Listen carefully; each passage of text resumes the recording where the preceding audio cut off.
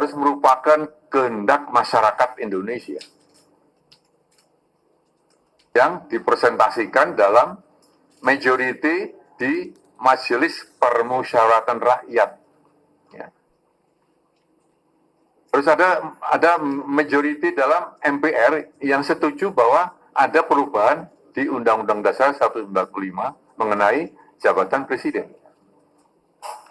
Nah sekarang ya kita berpikir rasional, kita menggunakan rasio kita untuk mencoba ya apakah itu mungkin sih?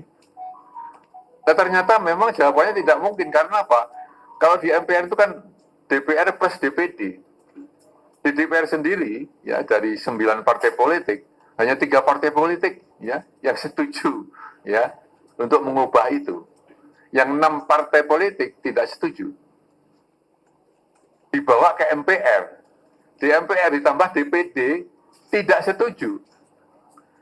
Jadi mana mungkin ya kemudian terjadi perubahan atau amandemen Undang-Undang Dasar 1945 mengenai ya, jabatan presiden 3 periode.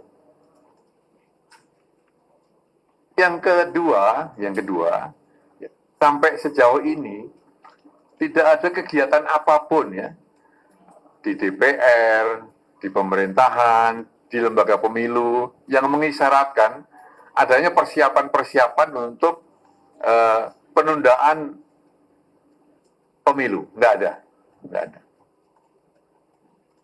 Yang ketiga, ya, pemerintah saat ini sedang sibuk ya dengan urusan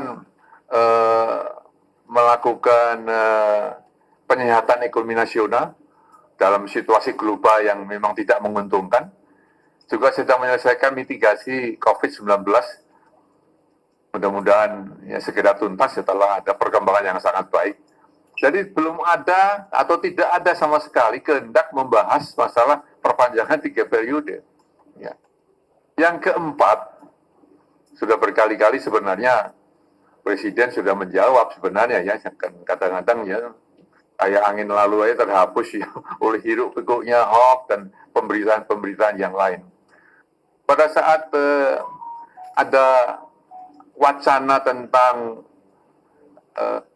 jabatan presiden 3 periode, beliau kan sudah menjawab waktu itu. Sama saja dengan menampar muka saya. Itu mungkin cari muka, itu menghancurkan saya kan gitu. Itu pada saat yang pertama. Yang kedua, saat kemudian ada nuansa untuk perpanjangan jabatan presiden, beliau mengatakan saya tidak tertarik.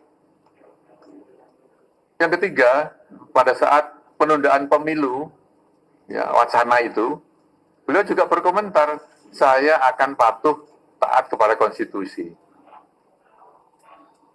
Bahkan yang terakhir, ya, 3 hari yang lalu, beliau mengatakan, para menteri, sudahlah cukuplah, jangan bicara lagi soal itu, soal penundaan pemilu, soal jabatan 3 periode, perpanjangan jabatan, tidak usah, cukup.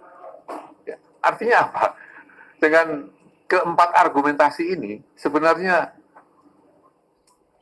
sudah jelas bahwa wacana itu akan berhenti di wacana karena tidak mungkin dapat diimplementasikan, diwujudkan dan dilaksanakan karena ya ada 4 alasan tadi yang sudah saya kemukakan.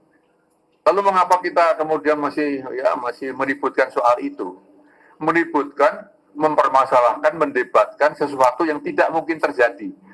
Ini kan sia-sia, ya. Ini kan kita hanya menghamburkan tenaga yang tidak perlu. Pada banyak pekerjaan lain, banyak tugas lain yang harus kita selesaikan.